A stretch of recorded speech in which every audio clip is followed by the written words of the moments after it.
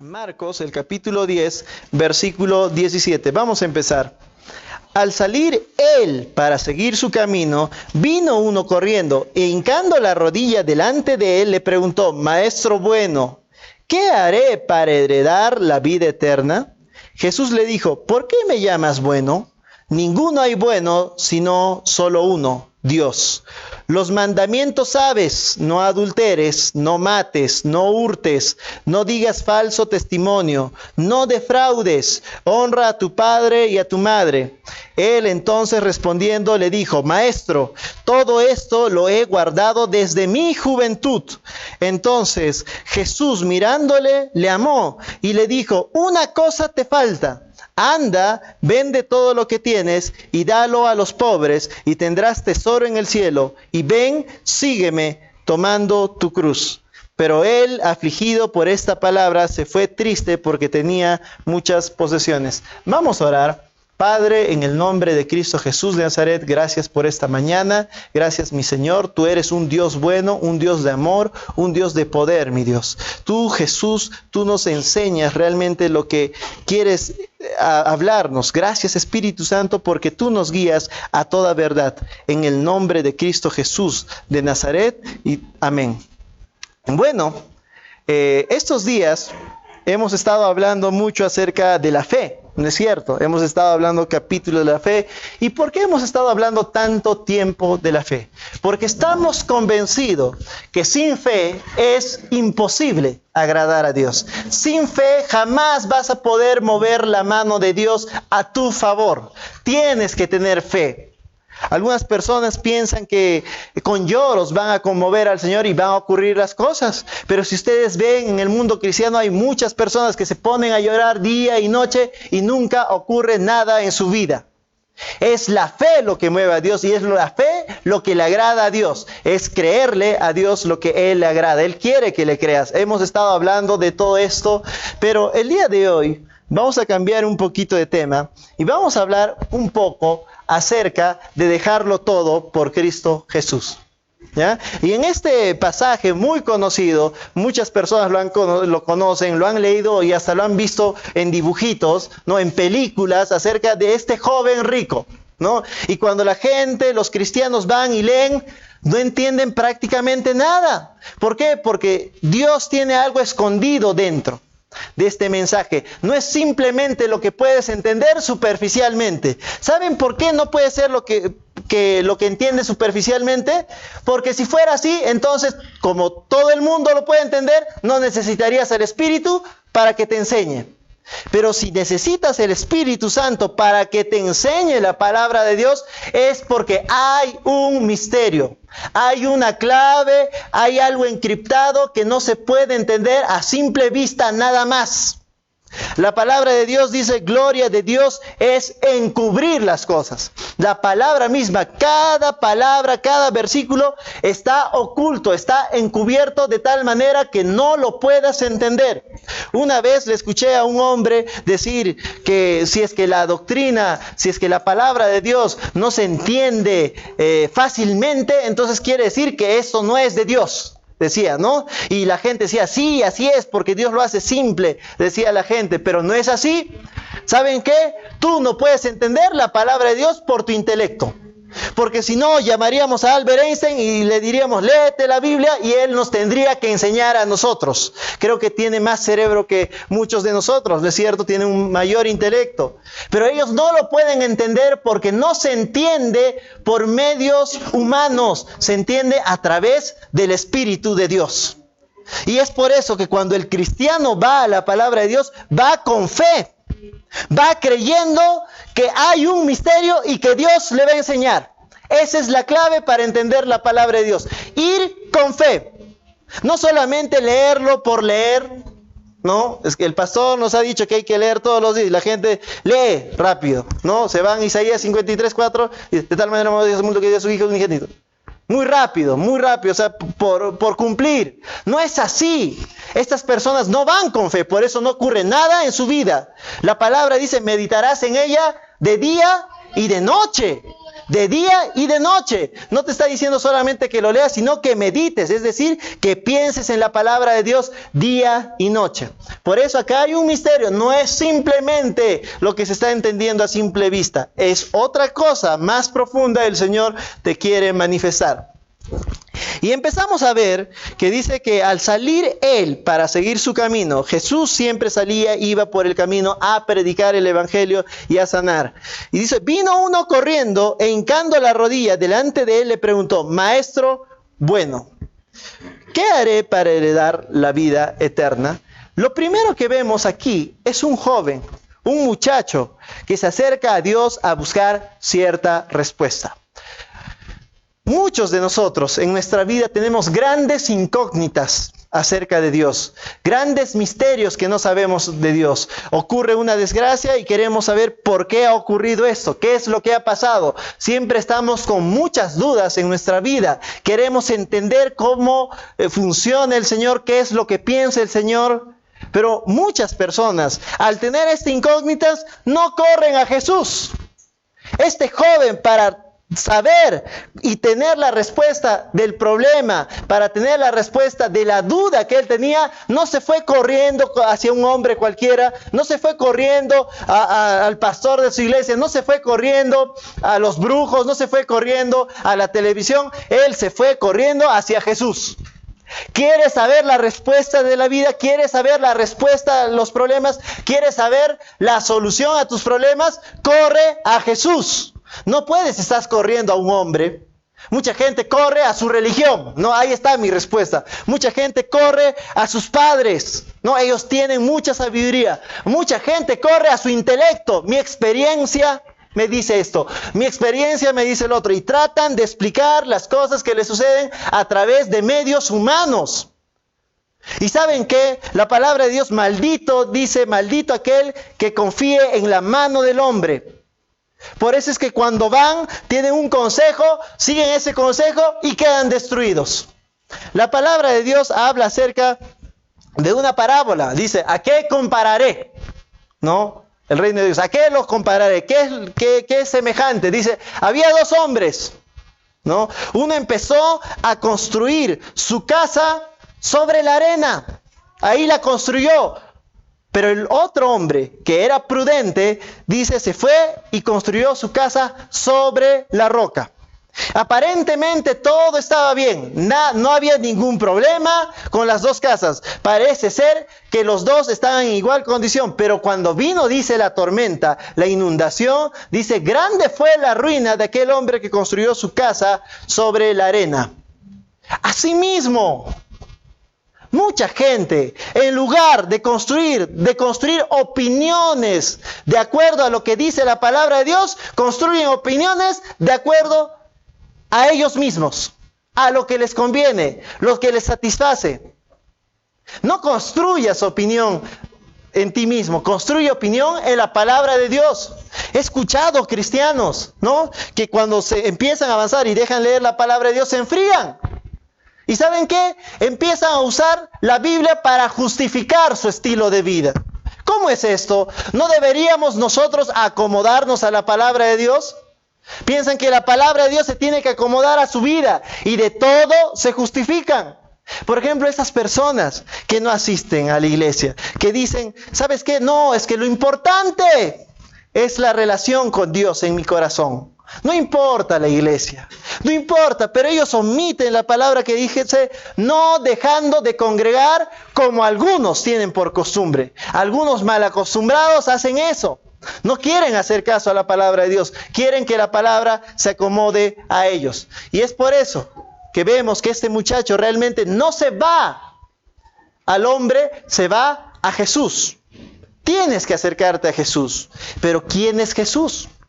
La palabra de Dios dice claramente que el Espíritu Santo los guiaría a toda verdad. ¿Qué es la verdad? la palabra dice, tu palabra es verdad. Jesús es la palabra de Dios. Tienes que creerlo así. Él es la respuesta. Él es el que tiene toda la sabiduría y todo el conocimiento. Te va a guiar todo lo que necesitas, ¿no? Cada paso. Hay algunas personas que como quieren sacar de lado a Jesús dicen, no, Jesús no se mete en esta área porque Él no sabe mucho. No habla acerca de esto la palabra de Dios. Dice, no, la palabra de Dios no habla de esto. Entonces tengo que hacer yo de acuerdo como yo creo. No es así. Lo que pasa es que tú no conoces qué es lo que Dios quiere responderte. Pero si tú vas a la palabra de Dios, dice el Señor que el que pide va a encontrar. El que busca va a hallar. Si tú buscas la respuesta en la palabra de Dios, tú vas a encontrar cuál es la solución. Tú vas a encontrar cuál es la respuesta.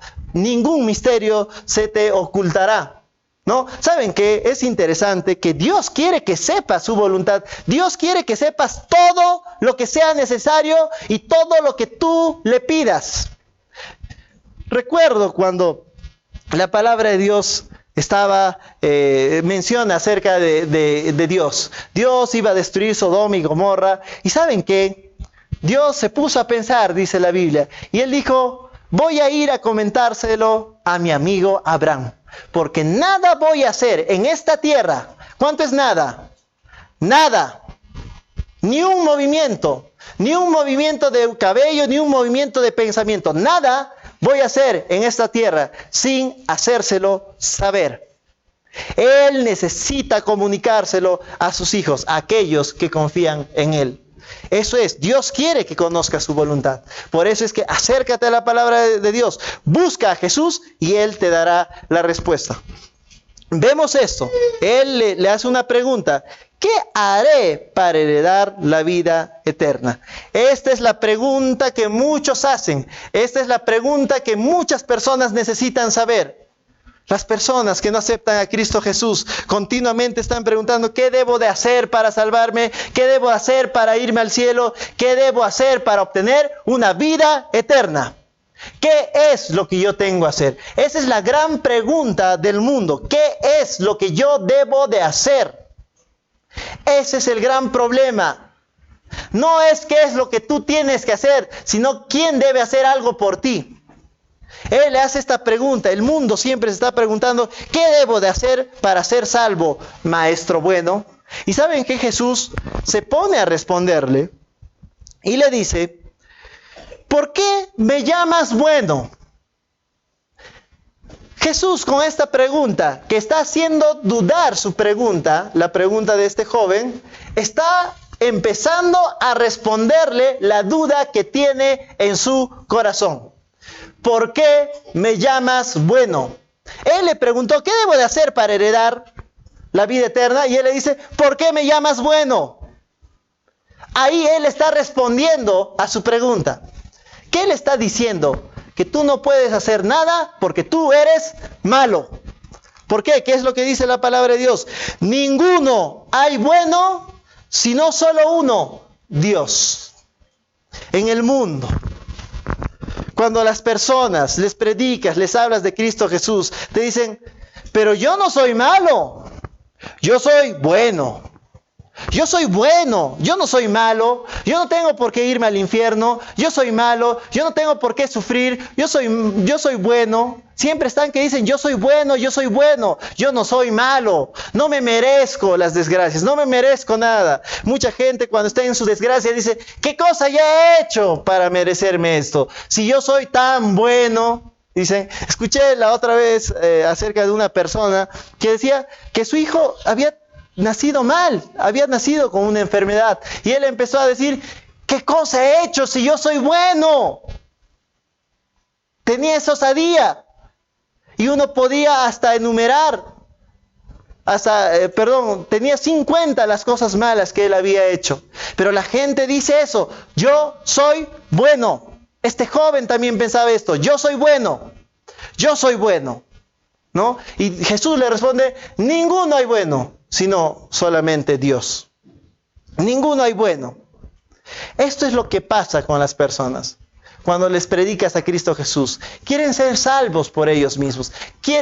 pretenden ganarse el cielo, pretenden ser salvos por sus obras, por lo que han hecho. ¿Saben qué cosa? Yo nunca he conocido una persona que diga yo soy malo. Nunca he conocido una persona que diga yo soy malo. Todas las personas dicen que soy bueno, ¿no? Las personas dicen soy bueno, mi hijo es bueno, mis papás son buenos, somos buenos. ¿Saben qué? He visto los noticieros. Los noticieros cuando capturan a un ladrón, le preguntan, ¿por qué hiciste esto? Es que soy bueno. ¿Un ladrón? Soy bueno, dicen. Soy bueno. Lo que pasa es que esta situación me ha presionado. La sociedad me ha impulsado a robar. ¿Han escuchado a estos violadores de niños? ¿Qué es lo que dicen? Sí, dicen, no soy malo, sino que a mí también me violaron. Y por eso yo violo, me han presionado, me han hecho daño y por eso yo hago el mal. Pero yo soy bueno. Amigos, si todo el mundo se considera bueno, entonces todo el mundo pues se irá al cielo y ni nadie al infierno. No es así como funciona. No es así. Por lógica sabemos que mucha gente va a irse abajo. Pero, sin embargo, todos se consideran buenos. Ese fue el problema del hombre rico. ¿Se recuerdan de Lázaro y el rico? Dice cuando él llegó abajo. No, él abrió sus ojos en tormentos. Cuando él abrió sus ojos en tormentos, le dijo, Padre Abraham, ¿sabes qué cosa? Manda que resucite Lázaro y que predique a mis otros 5 hermanos para que no vengan aquí. Y la gente dice, es bueno. Eso no te ratifica como bueno. Eso no es así. Muchos, inclusive algunos escritores de ciertos versículos, le han puesto como título en la crucificación de Jesús, el ladrón bueno y el ladrón malo. ¿Qué ladrón hay bueno? Cuando entran a su casa a robar, no quieren tomar la justicia hasta por sus propias manos. Sale de su boca todo tipo de maldiciones, porque no existen ladrones buenos, por si acaso. No existen adúlteros buenos, no existen fornicarios buenos, ¿ya? No existen idólatras buenos, ¿no? Como los dibujos de Disney, ¿no? La bruja buena y la bruja mala. ¿Cómo es eso? No existe eso. Si eso es así, entonces digamos, pues, violador de niños buenos y violador de niños malos. No, dicen. ¿Cómo va a ser eso? ¿No? Porque son malos. Por eso Jesús le dijo, ninguno hay bueno, solamente Dios. Él está confirmando y le está diciendo que la salvación para heredar el reino de los cielos no es que tú tienes que ser bueno. Pero este muchacho continúa pensando en eso. Él insiste en que realmente él es bueno. ¿Por qué? Cuando le dice, ninguno hay bueno, solamente hay uno que es Dios, Jesús le empieza a citar, ¿qué cosa? La ley. ¿Qué cosa dice la ley? Los mandamientos, ¿sabes? No adulteres, no mates, no hurtes, no digas falso testimonio, no defraudes. ¿Sabes qué? Tal vez tú no has matado, tú no has asesinado, pero en alguna ocasión has defraudado a alguien. Tal vez has defraudado a tu mejor amigo, a tus padres, a tu esposa o a tu esposo. Jesús le está diciendo, ¿quieres ganarte el reino? Haz todas esas cosas. Y también le está diciendo, pero no puedes hacerlas, porque ninguno hay bueno. Eso es la respuesta. Ninguno hay bueno. No puedes ser perfecto por ti mismo. Es imposible. Siempre vamos a fallar en algo.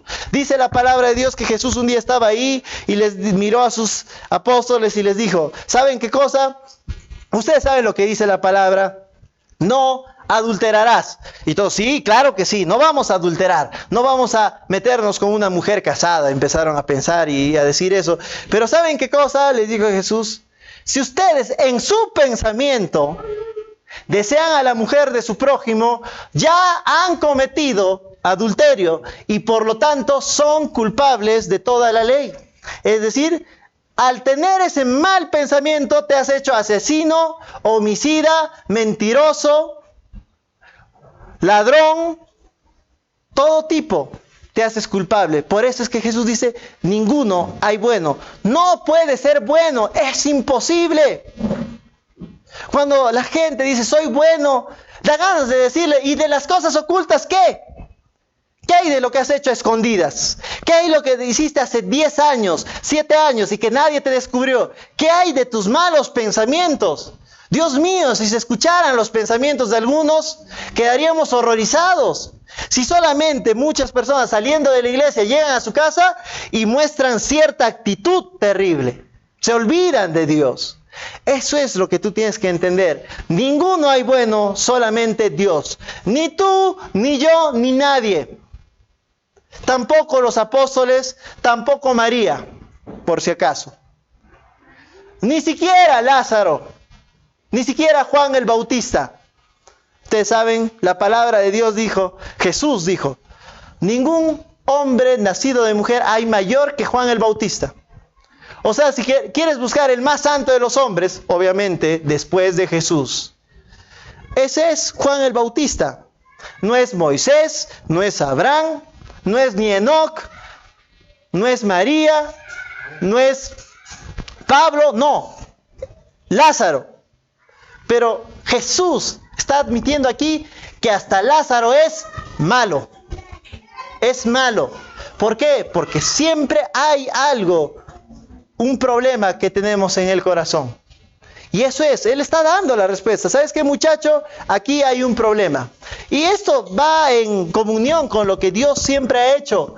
Porque para mostrarte la solución es necesario que primero veas el problema. ¿No es cierto? Tienes que identificar cuál es el problema. Por ejemplo, si empieza a haber una gran inundación en tu casa, ¿tú qué cosa vas a hacer? Si es que no sabes de dónde viene, de dónde se está filtrando el agua, no vas a poder hacer nada. ¿No es cierto? Tienes que ubicar el problema. Si ustedes tienen un auto, un carro, cuando van, primero tienen que encontrar el problema, ¿no? O usted va al mecánico, quiere solucionar su carro y el mecánico le dice, no, hay que comprar otro carro. ¿Es así? No, tienen que ubicar el problema. No les empiezan a pedir repuestos de lo que no saben. O ustedes llevan su carro, ¿sabes qué? Mi carro está malogrado y apenas están entrando, tienes que comprarle esto, tienes que comprarle esto, tienes que comprarle esto, sin haber revisado cuál es el problema del vehículo. Tienes que encontrar el problema para conocer la solución. Eso es lo que el Señor le está diciendo. Te voy a mostrar cuál es el problema y de ahí vamos a partir a la solución. Siempre ha hecho Dios esto. Mucha gente piensa que es nuevo lo que hace el Señor, pero la palabra misma dice, no hay ninguna cosa nueva debajo del sol. Siempre está. ¿Qué es lo que hizo Jesús en el Antiguo Testamento? Perdón, Dios en el Antiguo Testamento. ¿Saben qué? Mandó la ley. ¿Para qué mandó la ley? Para que se den cuenta cuál es el problema. Mucha gente dice, no, la ley está para condenar al mundo. No, la ley está para que tú te des cuenta cuál es el problema. Y hoy en día funciona igual. Tienes que darte cuenta cuál es el problema. Cuando tú vienes a los pies de Cristo, tienes que reconocer que toda tu vida es un pecado, inclusive las cosas buenas, porque la hiciste sin Dios, pues, ¿no? Mucha gente hace actos buenos de una manera egoísta, mucha gente hace actos buenos no para agradar a Dios, sino para que los miren, para que se alegren, para que ellos mismos sean exaltados. No hay nada bueno ahí.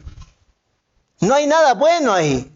Tienes que entender que todas las cosas, dice, lo hagamos para la gloria de Dios. El que se gloríe, no se gloríe en sí mismo, sino gloríese en el Señor. Por eso es que toda obra sin Cristo Jesús no sirve, no vale, por las puras. Eso es lo que tienes que entender. Así funciona. Jesús le está dando la respuesta inmediatamente. Le está diciendo, ninguno hay bueno, sino solamente Dios. Y por eso le muestra la ley, para que se dé cuenta que nadie es perfecto. Es decir, no hay nada que tú puedas hacer para salvarte. Así funciona todo. La palabra también dice, así como tú viniste a Cristo Jesús, así como recibiste a Cristo Jesús como tu Señor y Salvador, de esa manera continúa andando, con esa fe. Por eso es que hay muy mal entendido, ¿no? Piensan que han hecho algo especial para salvarse y cuando vienen a la vida cristiana piensan que la fe funciona por algo especial que tienen que hacer. Tú no tienes que hacer nada, tú solamente tienes que creerle a Dios. Esa es la manera en la cual se mueve el reino de Dios. Esa es la manera en la cual Dios siempre te va a responder. A medida que vayas a la palabra de Dios vas a darte cuenta que nada puedes hacer por ti mismo, sino solamente por Dios. Acércate a Él. Empieza a clamar a Él. Date cuenta que estás apto solamente por haber recibido a Cristo Jesús como tu Señor y Salvador. Eres merecedor de sanidad, no porque eres bueno, sino porque Cristo Jesús es bueno y está en ti.